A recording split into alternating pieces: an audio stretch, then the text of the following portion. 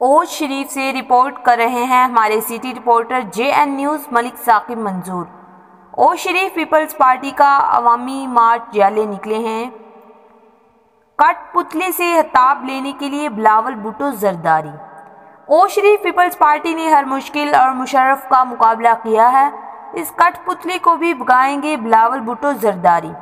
اوج شریف ہمارا MNA سے مطالبہ ہے، عدم اعتماد میں پاکستان کی عوام کا ساتھ دینا ہے، بلاول بھٹو کا چنی گوٹ میں خطاب۔